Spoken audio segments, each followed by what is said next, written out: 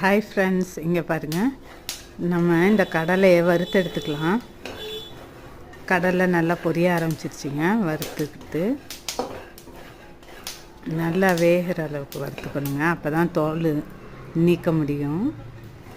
தோலை உரிச்சிட்டு தான் அதை நம்ம யூஸ் பண்ண போகிறோம்.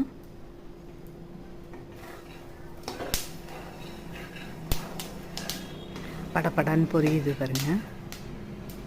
கரிஞ்சிடக்கூடாது, கிண்டி விட்டுக்கிட்டே இருக்கணும்.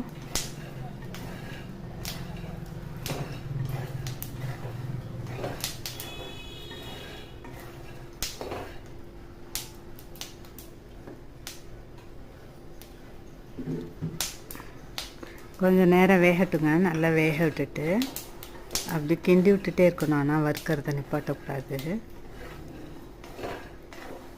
அப்படி விட்டுட்டோம்னாக்கா அடி பிடிச்சிரும், கரிச்சிரும். கரியாமல் நல்லா வறுத்து எடுத்துக்கிட்டு இப்போ வறுபட்டுருச்சுங்க. இது பாருங்கள், நமக்கு ரெடி ஆகிடுச்சு. நம்ம எடுத்துக்கலாம். இப்போ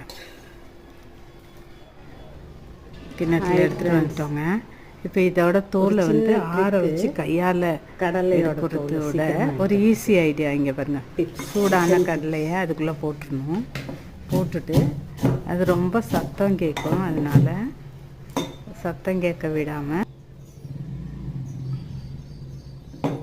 கீழே ஒரு துணி போட்டுக்கலாங்க. சத்தம் வராமல் இருக்கும். ரொம்ப தங்கு தங்கு தங்கு தங்குன்னு பண்ணக்கூடாது. லைட்டாக அப்படி பண்ணோன்னா போதும்.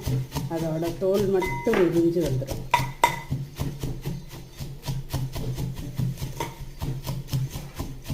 டூ மினிட்ஸில் தோல் உரிச்சு எடுத்துடலாம். நம்ம அவ்வளோ கடலையோட தோல் ஃபுல்லாக எங்கே பாருங்கள், அழகாக உரிச்சாச்சு. அவ்வளோதான்.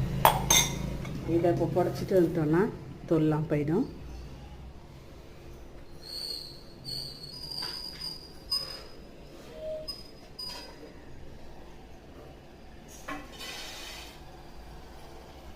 இங்கே பாருங்கள், புடச்சாச்சு, தோல் போயிடுச்சு. ஓகே ஃப்ரெண்ட்ஸ், தேங்க்ஸ் ஃபார் வாட்சிங்.